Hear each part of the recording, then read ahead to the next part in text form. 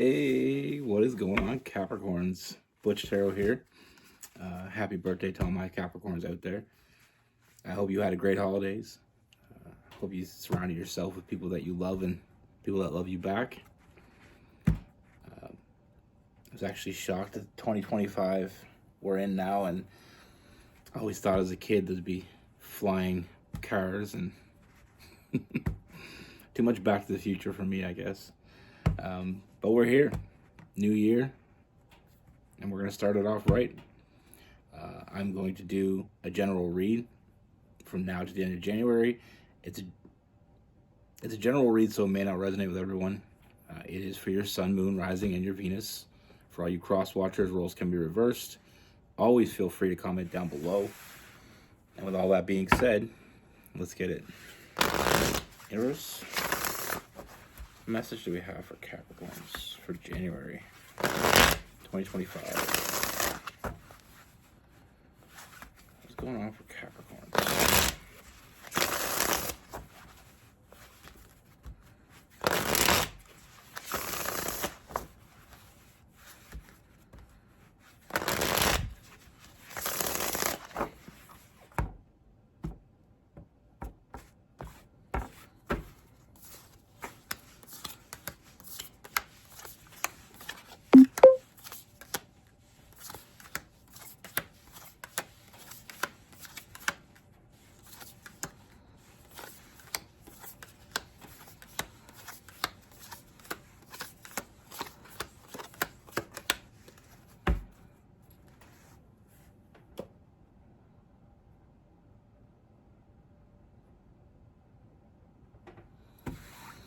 Sorry, I don't mean to look at my screen. My mom was calling. Then she texted me. I had to make sure it wasn't an emergency. Anyway, first thing I'm getting, I feel like this is a connection that already exists. For some of you, it may be something that has been long-term. For others, this may be something newer.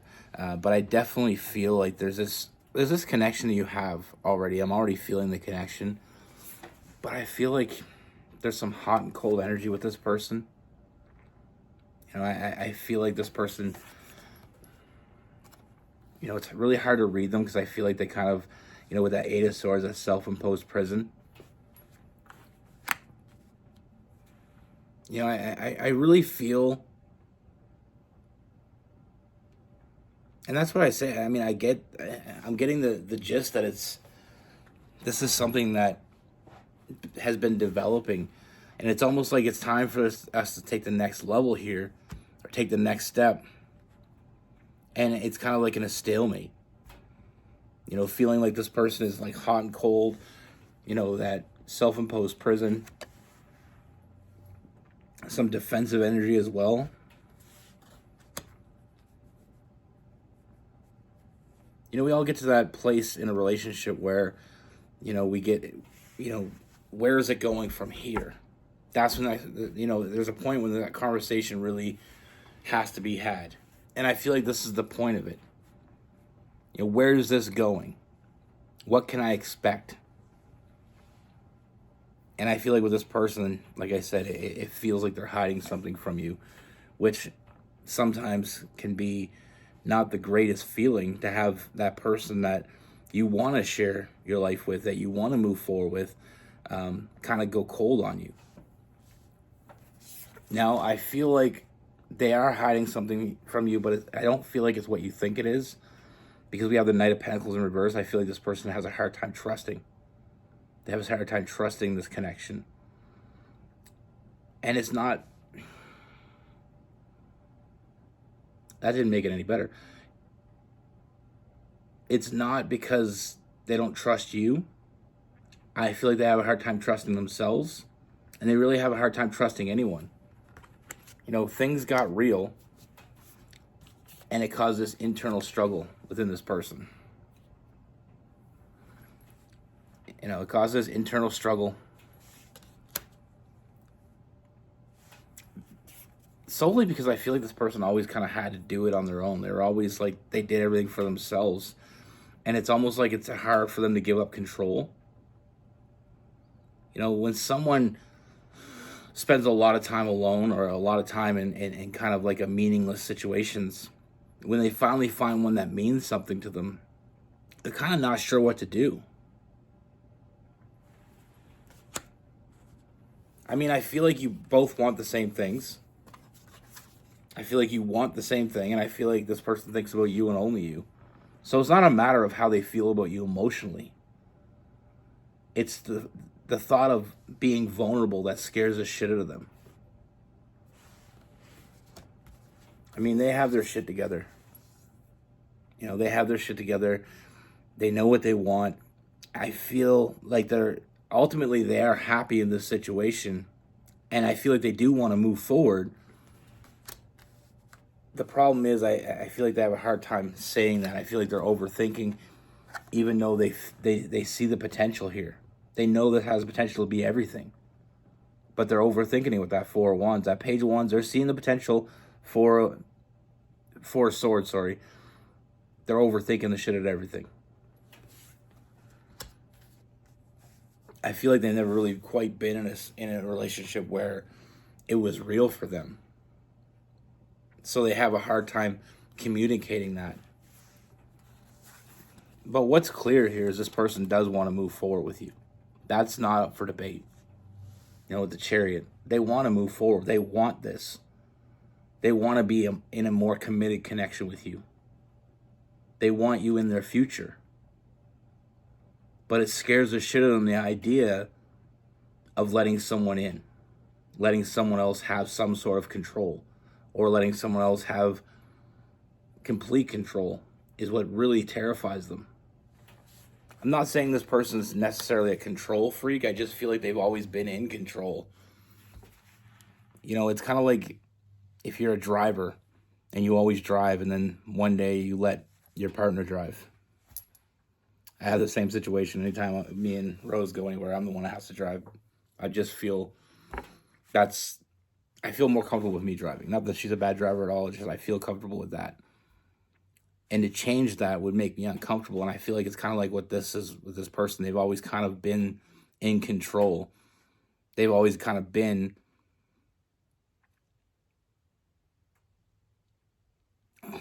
I hate to say it, but they've always kind of been alone. I don't feel like they've ever really been in a really serious relationship, especially one that they feel this pull toward.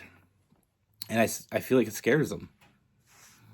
Like I said, I mean, their feelings for you are real. That's again not up for debate. With the King of Cups, I feel like emotionally they're invested. Emotionally mature energy. So saying that this is something that is real for them is quite easy for me to tell you. Giving into it causes a little bit more of an internal struggle. They've never had to give in to anything before. But like I said, I mean, they want a future with you. That is clear. I mean, we got so much major arcana going on here. I mean,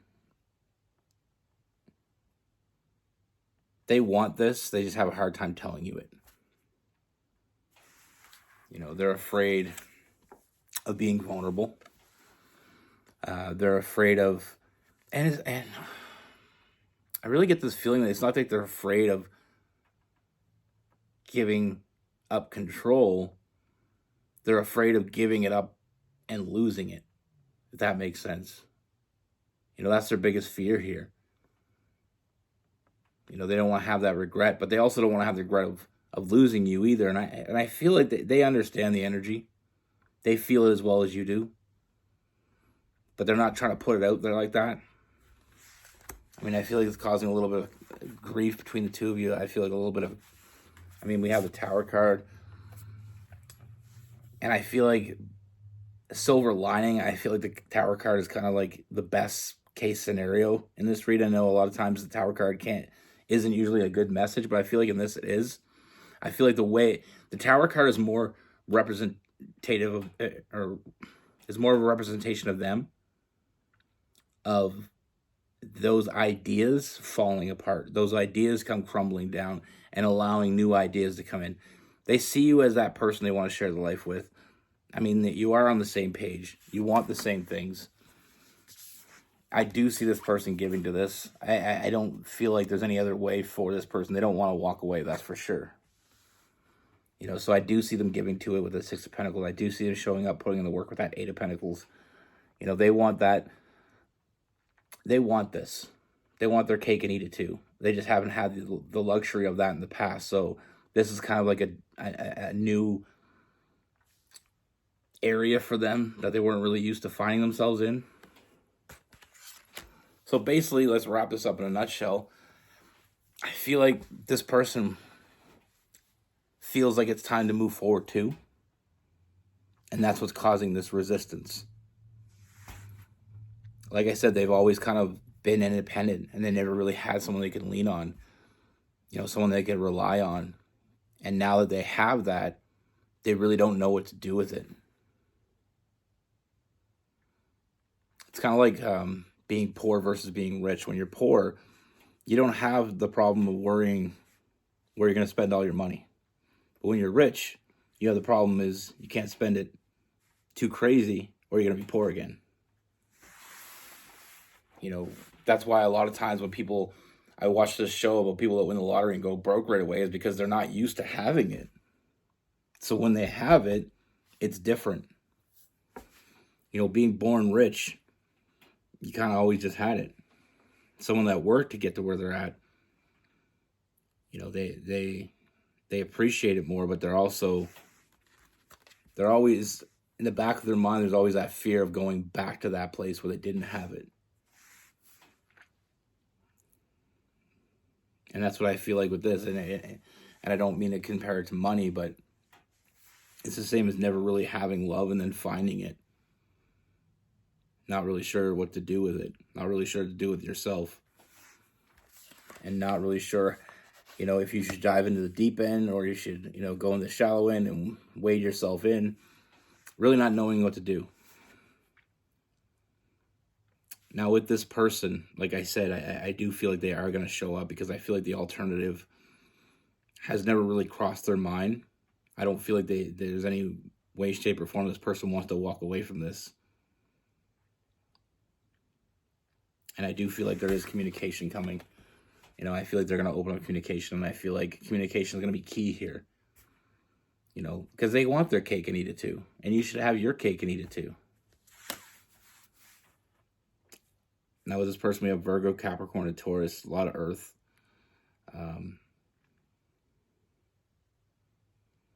We have some Gemini, some Cancer, Pisces, some Aquarius as well, and a little Aries.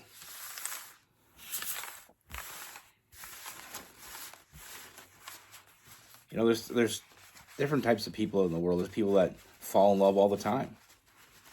So in that instance, they're used to it. You know, and they have no problem walking into that. And then there's some people out there that may only experience real love once in their lifetime. So when that happens, they're not really sure what to do with it. You know, if something's absent from your life, you know,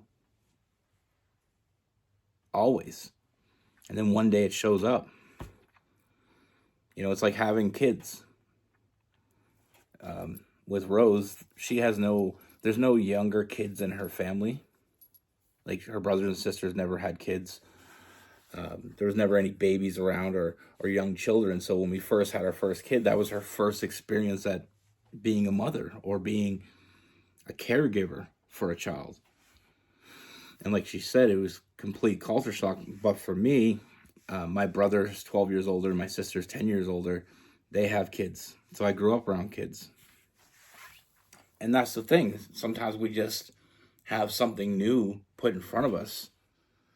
And different people through different, you know, interactions they deal with it differently. It doesn't mean they're better or worse. I mean, Rose is a phenomenal mom, but she never had the training. It kind of reminds me of I went to this job one day, and I was hired for the entry level job. Like, I was supposed to get trained. And he said it was a 2-week training for this job. And the guy said, we had 3 people, come down with a really bad illness over the last little while. And he said, another person called in today and quit. Now, usually there's 2 weeks training period, he said, but I'm going to train you the best I can today. And I got thrown into the fire. And I did really well, fortunately enough. But that's the thing. Sometimes you get to a situation where you either excel or you fall apart.